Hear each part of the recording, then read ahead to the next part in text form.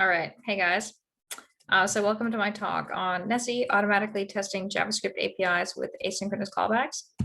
So this is joint work with me, Sebastian Harner and Michael Prattle at the University of Stuttgart, and Frank Tipp, my advisor at Northeastern. So quick outline of my talk, I'll just present the problem statement.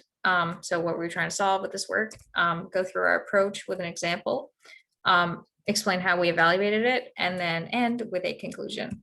So what was the goal of this work? Well, we were trying to address the following question. How do we generate tests for JavaScript APIs with asynchronous callbacks? So I'll break this down and kind of explain some of the requisite background. So JavaScript has APIs with callbacks. So what that means is it has APIs that are higher order functions. So they themselves expect functions as arguments. So for an example of this, let's look at the FS Extra library. So this is a library for providing extra functionality for dealing with and interacting with the file system.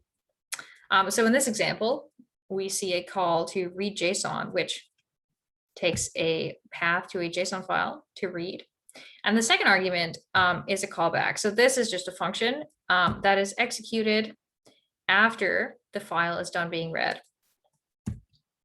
So these callbacks can be asynchronous. JavaScript is a single threaded program, so you can't have concurrent execution of, like basically you don't have multi-threading. So you can't have two pieces of JavaScript code in the same program running concurrently. However, you can have JavaScript code running concurrently with functionality that was dispatched to the operating system. So in this example, we see the read JSON. This actually dispatches a call to an asynchronous file read. So internally, it calls some file system interaction. This happens at the operating system level. And then in the meantime, while this file read is happening, you can keep going with the main program. So now you print done the program, and then after the file read is done, you execute the callback. So what ends up happening is that the print statements appear in a different order than they are actually written in the code. So this is asynchronous callbacks. So now that we've kind of set the stage of what this all means, how do we actually generate tests for these JavaScript APIs with asynchronous callbacks? So we've developed this tool, Nessie. This is a test generator for this exact purpose. So we generate these asynchronous callbacks. We generate this type of argument. We also generate nested API calls in the async callbacks. So what that means is that we have calls to other functions in the library inside of the callbacks. So in this example, we see, okay, there was a read JSON call earlier. Then inside of the callback, there is a call to output JSON, which actually just prints the object that was read in from the file.json and prints it to output.json. So why nested calls? Well, it turns out that this is a more representative of the intended API use. So if you go through the documentation and just examples written by the developers of how these APIs are meant to be used on nesting features. So in particular, there's often data flow between the outer call and whatever's happening in the inner call uses arguments that were parameters of the callback. We're more likely this way to generate sensible arguments that match the intended use. So as an example of what that all means, let's look at the read directory. This is another function in the FS Extra library. So this just reads the current directory. And then the second argument after the directory to read is a callback. The two parameters there are an error if there was one, and then the list of all the files in the directory. So here in this example, we see inside the callback to read dir, there's a call to read file, which is nested in our terms here. So what that does is it reads each of the files in the directory.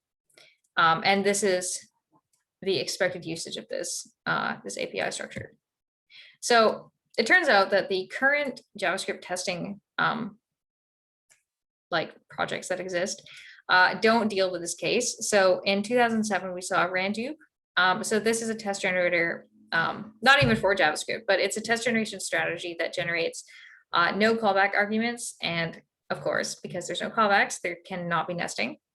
More recently, we saw Lambda tester. So this is a test generator aimed specifically at JavaScript functions with callback arguments. However, it only dealt with synchronous callback arguments and also didn't build any nested tests. So with Nessie, we generate both synchronous and asynchronous callback arguments and have both nested calls and sequenced calls. So start with the glare there. Now I will explain the pipeline of our approach. So I'll just go through all the stages of our test generator in sequence. So the first stage is for the library that we want to generate tests for. We look at all the functions that will be tested and we try to discover their APIs and output a list of abstract signatures that represent the way that these functions should be used. So I'll explain what that means. The abstract signatures represent where are the callback arguments, so in the argument list of the functions, and are these callback arguments synchronous or asynchronous? So let's look at FS Extra. We already saw that read JSON is a function. So we can look at some of the abstract signatures for read JSON. We'll see, first of all, there are multiple signatures sometimes for API functions. This is fairly common in JavaScript, but there's many different ways of calling the same function. We see that the abstract signatures have 3 pieces of information. So first, the name of the function, then the number of arguments, and then for each of the arguments, an underscore, which would mean it's not a callback, and then either sync or async to represent if the callback is sync or async. So extending this list with more of the functions in FS Extra. This is totally not a comprehensive list, by the way. FS Extra has like 100 at least functions. But anyway, this just kind of gives you a slightly bigger set, just for example, some of the other functions that you have access to and their abstract signatures. So now that we have this list of abstract signatures, the next step is to actually generate the tests. So now we've entered the feedback directed test generation loop. So here we build up test case trees and then extend them with feedback from previous tests. So again, I'll explain this with an example. If you want the formalization of the test case trees, that's all in the paper.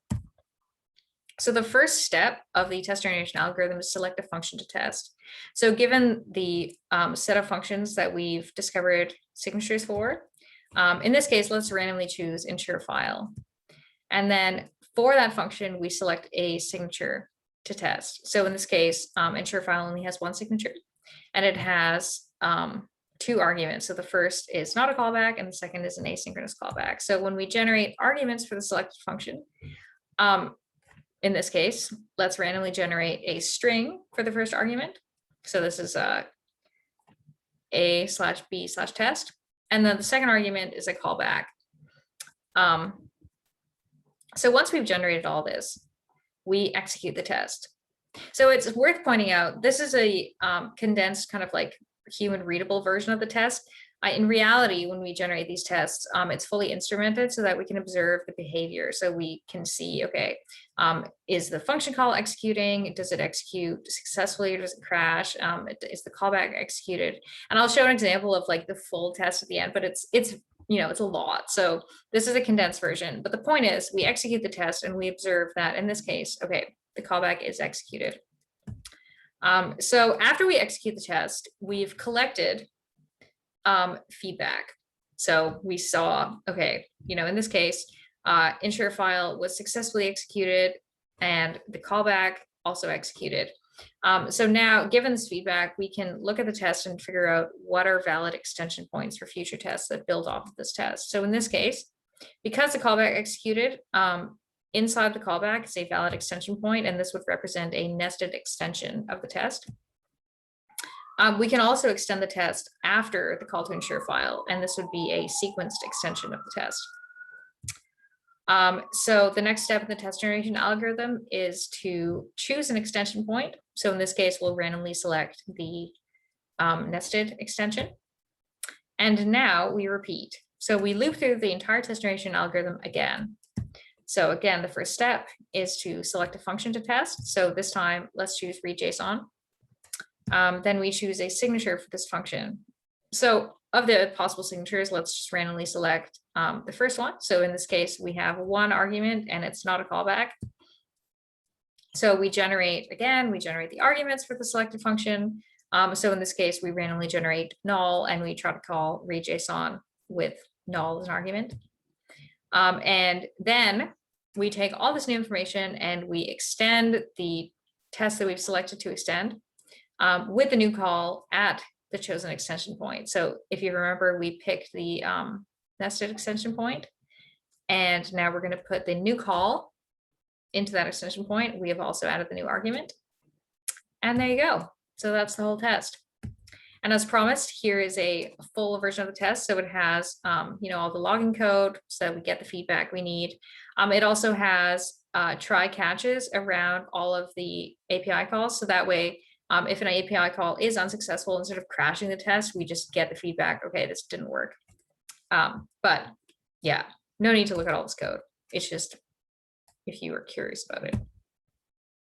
So the last stage of the test generator is, well, another input actually to the feedback directed test generation algorithm. And that's mining API usages. So as we discussed, the point of nesting is to represent the expected use of these APIs. However, this is not information that we can just look at the library code and deduce. We kind of needed to look at the way that it was used in the wild.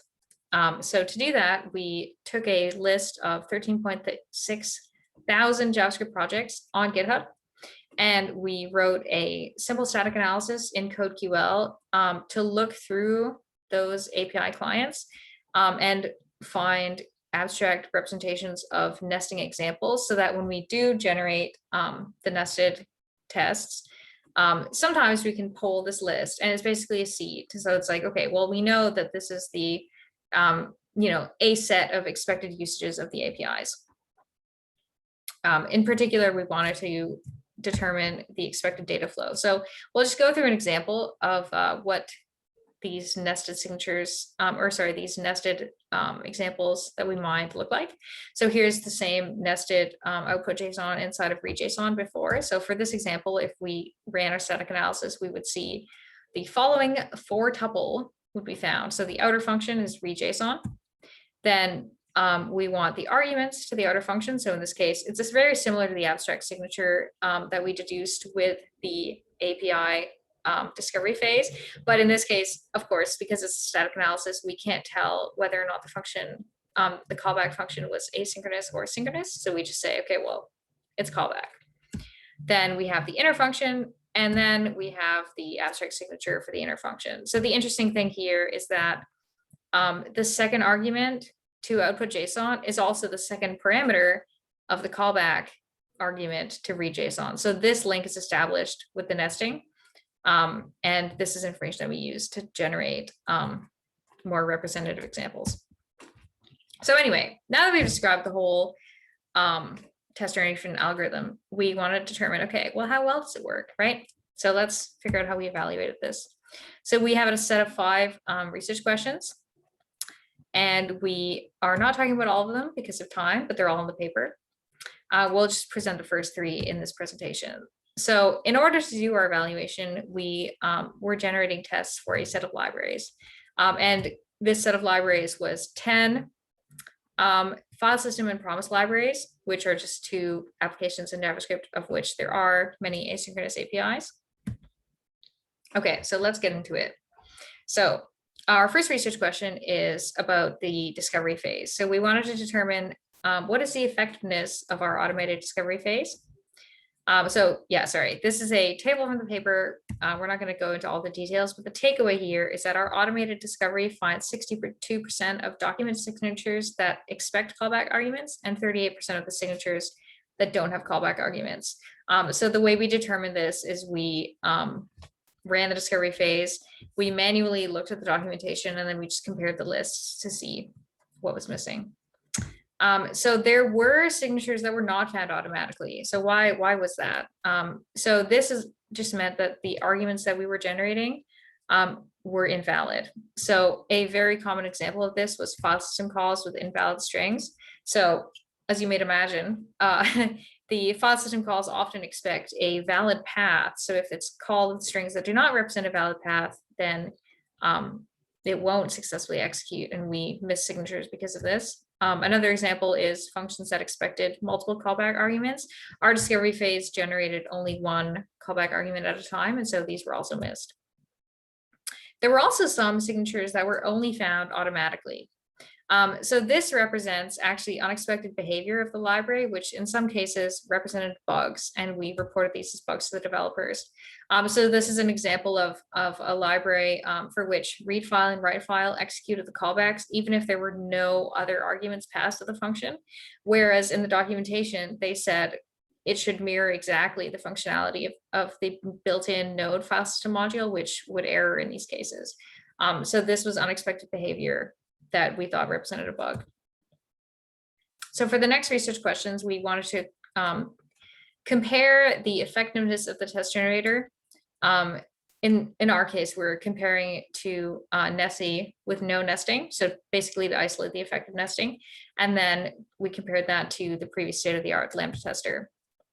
So research question 2 was about the coverage achieved by our generated test. So we were computing the percentage statement coverage of the library source code and plotted that cumulative coverage over the number of tests generated up to 1,000.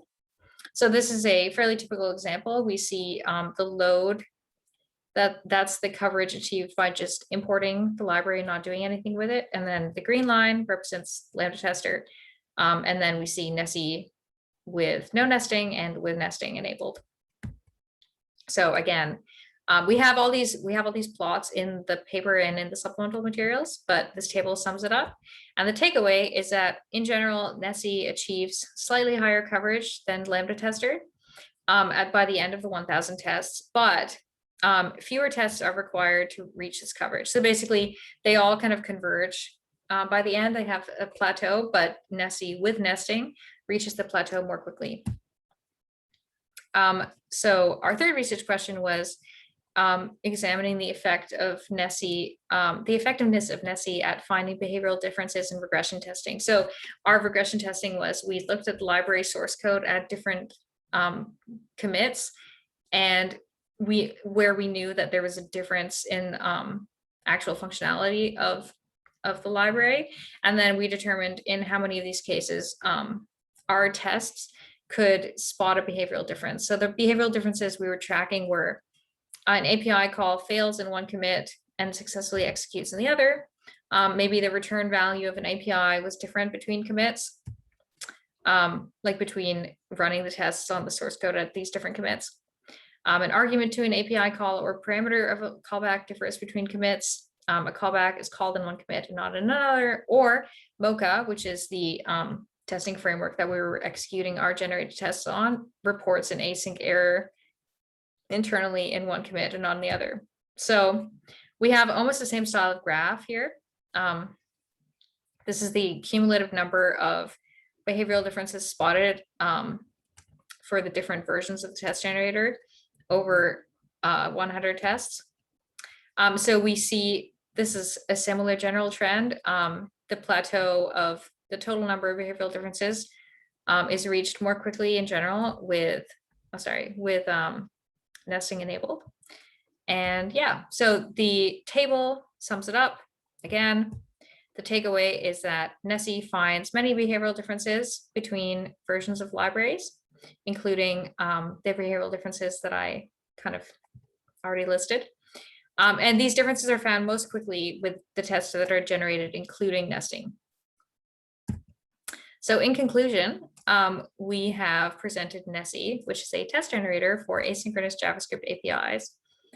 We support both sequenced and nested API calls, and we see that we achieve slightly better coverage and behavioral difference identification than the previous state-of-the-art.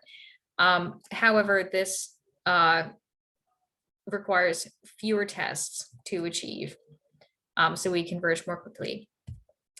And yeah, so at this point, future me will be happy to take your questions, and thank you for your time.